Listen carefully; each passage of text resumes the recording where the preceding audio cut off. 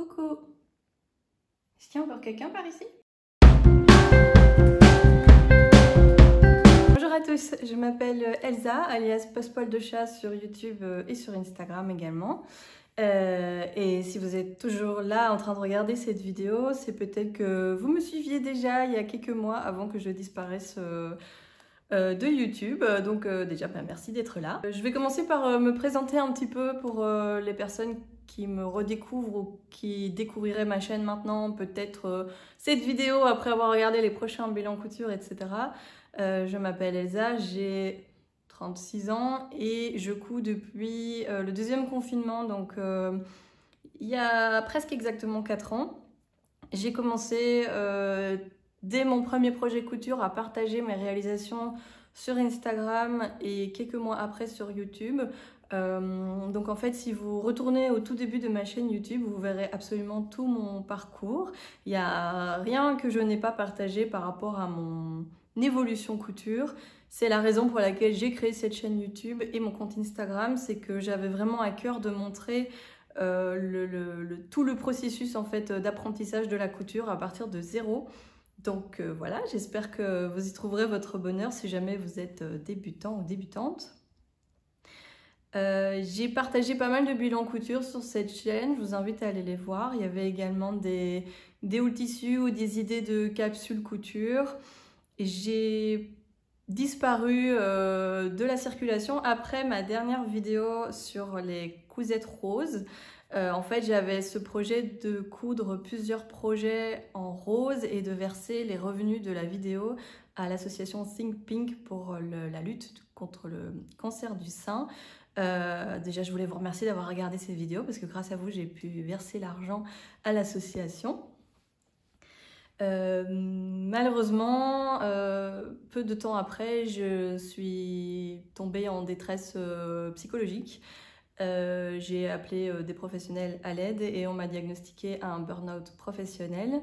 Ça a été très difficile. Je n'ai pas envie de rentrer trop dans les détails sur les réseaux sociaux pour protéger ma vie privée tout simplement.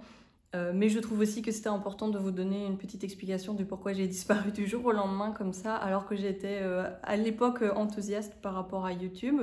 La réalité, c'est que la dernière vidéo que j'ai partagée pour Octobre Rose a été très difficile à faire. Je sentais vraiment que j'étais au bout du rouleau et quelques semaines plus tard, je me suis vraiment effondrée. Donc voilà, depuis janvier, c'est un long processus de guérison, que ce soit pour soigner les symptômes physiques et psychologiques. Au niveau du physique, ça va vraiment beaucoup mieux. J'ai encore notamment une grosse fatigue oculaire inexpliquée, mais sinon pour le reste, pas rentrer dans les détails, mais beaucoup de choses ont été résolues. Et au niveau psychologique, ça suit son cours. Un burn-out, c'est très long, vraiment. Et je crois que le plus difficile, c'est la patience de voir que ça évolue tout doucement. Mais c'est en bonne voie, je suis confiante. Et alors, en fait, j'étais incapable de rester devant mon ordinateur pendant de longs mois. Vraiment, juste ouvrir mon ordinateur me générait d'énormes crises d'angoisse. Et en fait, aujourd'hui, ça va mieux. J'y suis allée étape par étape, quelques minutes par jour. Et de là est venue l'idée de me relancer sur YouTube pour me réapproprier cet outil qui est l'ordinateur, le montage vidéo, etc. Et je pense que c'est un projet qui n'est que joie et qui va m'aider à me réconcilier avec l'informatique. Alors, pendant cette absence, je n'ai pas fait de vidéos, mais je n'ai pas arrêté de coudre. Ça a été beaucoup moins régulier que par le passé. C'était plus... j'ai toujours cousu par toute petite tranche horaire. Ça a toujours été comme ça depuis le début que je couds. Moi, je couds principalement le soir par petite période de 30, 45 minutes, 1 heure. Et ces derniers mois, ça a été fort en dents de scie, quoi. Une semaine, j'avais envie de coudre un truc, puis pendant 1 mois, plus rien. Mais j'avais déjà pas mal de projets à vous présenter au moment où je me suis arrêtée. Et j'en ai quand même rajouté quelques-uns depuis le début de mon arrêt de travail. Donc, j'ai quand même toute une liste de projets à vous présenter, ce qui est hyper chouette parce qu'en fait, j'ai plein de contenu pour ma chaîne YouTube. Donc, je vais vous montrer ça. J'ai tout répertorié dans un gros carnet. Et donc vous voyez, j'ai quand même tout ça de projets que je ne vous ai jamais montré sur YouTube. Ça continue encore ici. Et j'ai également toute une liste de projets pour enfants. Toute une liste de projets pour enfants, voilà. Ce que j'ai décidé de faire, c'est de réfléchir à comment organiser tous ces projets, parce que je voudrais tous vous les montrer, comment organiser tous ces projets dans différents bilans couture. Et donc, en fait, je leur ai associé à chaque fois un chiffre en fonction du numéro du bilan couture dans lequel ils seront. Et bon, sachant que là, c'est une idée, l'idée c'est de voir quand même comment ça va se passer avec le montage. Bon, si vous voyez cette vidéo, c'est qu'a priori, j'ai réussi à me réapproprier l'ordinateur sans trop de mal. On verra ça dans la prochaine vidéo, mais en tout cas, l'idée c'est de quand même vous présenter les cousettes au fur et à mesure, regroupées par thème. Et donc, le premier bilan couture que je vais filmer ici juste aujourd'hui, juste après cette vidéo, ce sera un bilan couture avec ce que j'ai cousu pendant l'été. Je ne suis pas quelqu'un qui coupe beaucoup l'été, c'est une saison que je n'aime pas du tout pour la couture, je n'aime pas trop les matières, je trouve que c'est difficile de coudre quand il fait chaud, qu'il fait beau, enfin on n'a pas spécialement envie de rester enfermé et d'être derrière un fer à repasser, donc j'ai pas énormément de cousettes d'été, je me suis dit que j'allais commencer par ça, étant donné qu'on est encore au mois de septembre, et après on enchaînera avec le bilan d'automne que j'étais censée vous présenter l'année dernière, et puis un deuxième bilan d'automne avec ce que j'ai cousu cette année.